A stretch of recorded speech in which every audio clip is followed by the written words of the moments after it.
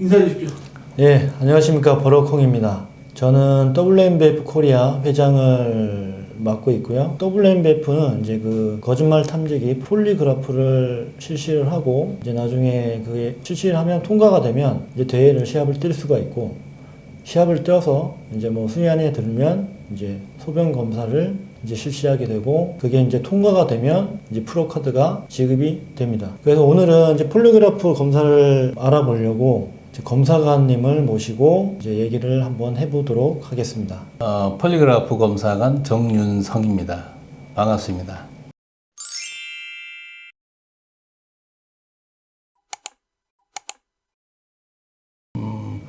요거는 사람이 기억에 근거한 검사이기 때문에 과거에 자기가 어떤 약물과 관련돼서 손을 댔거나 먹은 적이 있다면 본인 스스로가 기억을 하고 있지 않겠습니까? 그렇죠. 그래서 그걸 갖다가 정확하게 알아내고자 하는 그런 테스트입니다. 간단하게 한번 설명을 해드릴게요. 이제 일단 이제 오시게 이제 그 선수들이 이제 오시게 되면, 첨가 선수들이 오시게 되면 이제 일단 이런 거를 안내 뭐 이런 검사 준비 필독 사항이 있어요. 이제 여기에 대해서 이제 조금 일부 숙지를 하시고 이제 작성을 하시면 되고요. 여기에 부분에 대해서 이제 검사님이 이제 뭐 간단하게 조금 얘기를 해주시면 좋을 것 같습니다. 예. 요거는 저에 대한 어떤 검사 이력 간략하게 써놨고요. 어떤 검사관한테 검사를 받는지 그걸 알려주는 거고, 그리고 그 밑에는 이 검사의 기본적인 원리에 대해서 조금 써놨습니다. 그래서 원래는 이걸 갖다가 이제 검사 받는 분한테 직접적으로 얘기를 해야 되는데, 그거는 이제 시간이 많이 걸리기 때문에 요걸 글로 작성을 해서 이걸 갖다가 사전에 좀 읽어보게 하고 있습니다. 그래서 요걸 읽고 나서 그러면 이제 요 문서 작성하고, 그리고 이제 검사 받으러 오면 그 다음 과정을 진행을 하게 돼 있습니다. 폴리그래프 검사를 하면 한 사람 검사하는데 1시간 반 내외로 걸립니다, 이거는. 그게 이제 일반적으로 일반 사건의 경우에, 그렇게 하는 건데, 근데 시간 소요가 너무 많고, 그리고 또 여기 검사하러 온 선수들은 특정한 사안에 대해서 의심을 막 받고 이런 분들이 아니잖아요. 범죄 그런 관련된 사람들이 아니기 때문에. 그러니까 그런 분들이 아니기 때문에 이걸 갖다 간단하게 확인하는 이런 검사를 갖다가 우리가 보통 얘기할 때는 스크린 테스트라 합니다. 이거는 이런 명칭이 있어요. 스크린 테스트. 네. 그리고 이제 아까 얘기한 거는 그냥 일반 질문 검사고, 이런 건 스크린 테스트라고 하는데, 이런 스크린 테스트를 하기 때문에 1시간 반이라는 시간은 뭐 크게 필요가 없는 거고요. 다만 이제 필요한 절차들을 좀 압축을 해서 아까 좀 문서에 보신 것처럼 미리 좀 읽어보고 마음의 준비를 하도록 한 상태로 만든 상태에서 이제 검사를 시작하는 거죠. 그리고 검사하는데 걸리는 시간은 한 10분에서 15분 정도?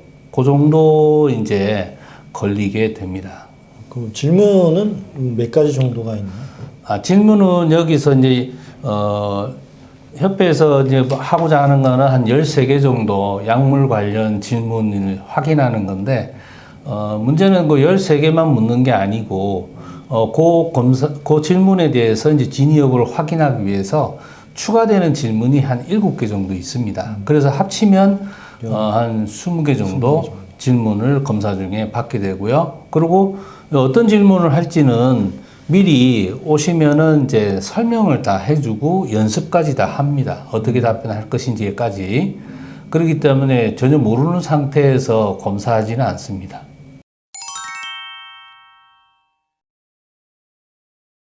그리고 처음에 이 검사를 받으면 누구나 다 긴장을 좀 많이 합니다.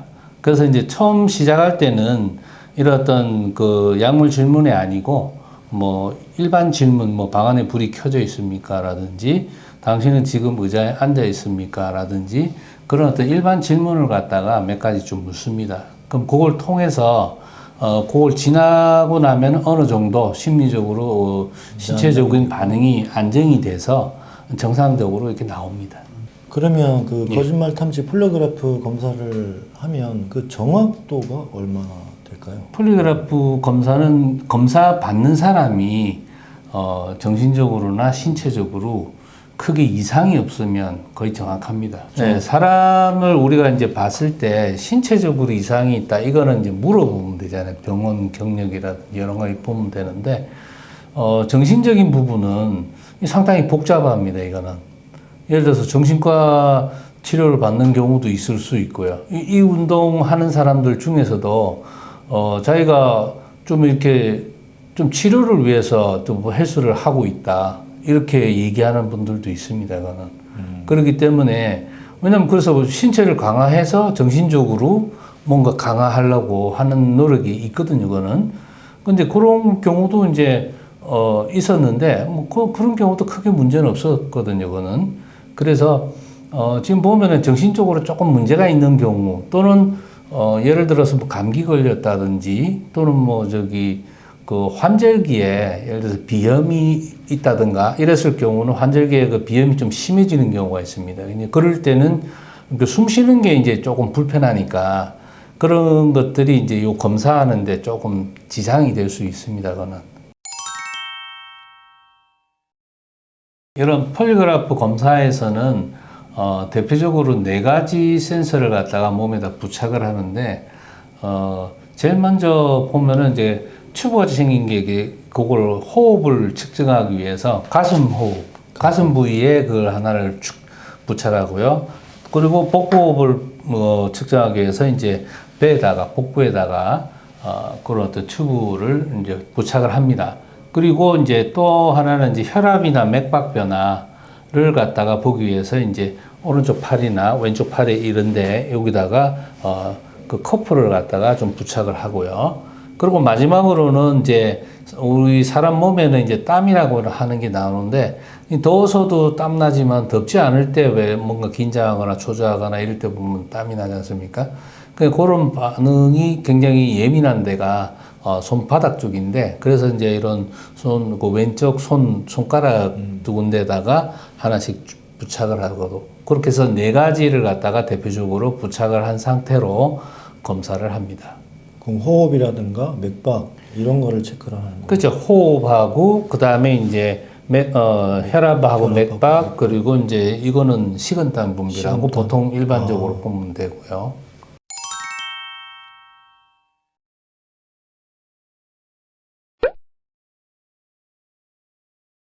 에페드린 질문에 대해서 13번에 거기에 대해서 이제 처음 그 첫 부분에서 검사를 했는데 좀 호흡 반응이나 식은땀 반응이나 혈압 반응이 같이 일어났어요. 그래서 이제 이렇게 체크해 놨다가 나중에 그 20개 질문 다 끝나고 난 다음에 그 질문을 갖다가 한 번 더 물어봤거든요.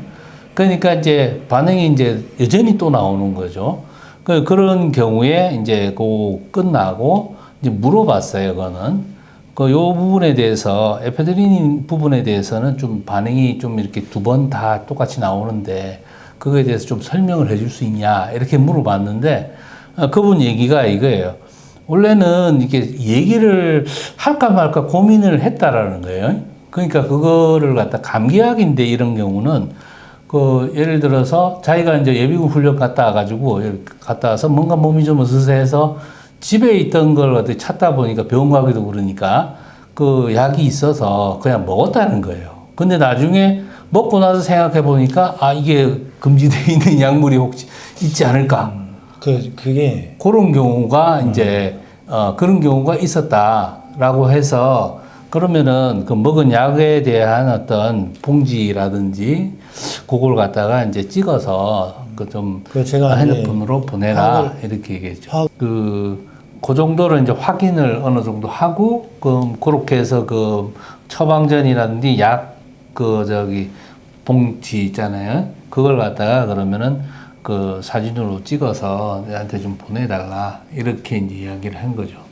그러니까 이런 경우는 사전에 미리 검사하기 전에 어떤 걸 먹었는지, 왜냐면 자기 마음, 기억에 관한 검사를 했으니까 자기가 기억하고 있는 내용을 미리 이야기해 주는 것이 본인한테 도움이 되죠. 이제 감기약 같은 경우는 이제 저도 생각을 좀 많이 하고 그 부분에 대해서 감기약이랑 탈모약 이 부분 미국에 의뢰를 해서 거기 답변을 들었어요. 본부에다가 문의를 하신 거죠? 그렇죠. 그래서 듣고 이 부분은 괜찮다고 확답이 와서 이제 검사관님한테 이제 전달을 했죠. 그리고 이제 검사관님이 선수한테 이제 통과가 됐다고 이제 해서 그 선수는 다행스럽게 참가를 할 수 있게 됐죠. 파이팅입니다.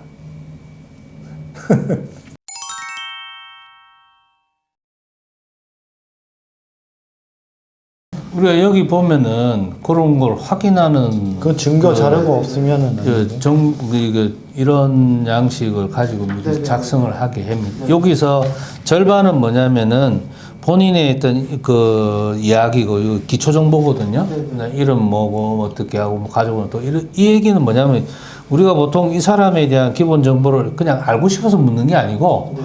요걸 통해서 이 사람이 정상적으로 이걸 알고 있는가. 그러니까 정신적인 부분을 어느 정도 보는 거거든요. 확인하는 그렇죠. 그걸 위해서 이런 내용을 확인하는 거고, 그리고 또 하나 그 밑에 보면은 이제 그 건강 상태라 해가지고, 예를 들어서 뭐 어디 잠은 몇 시간 잤냐, 이런 것부터 해서, 그리고 뭐 수술 받은 적이 있냐, 정신과 치료 받은 적이 있냐, 이런 것까지 다 이렇게 체크를 하거든요.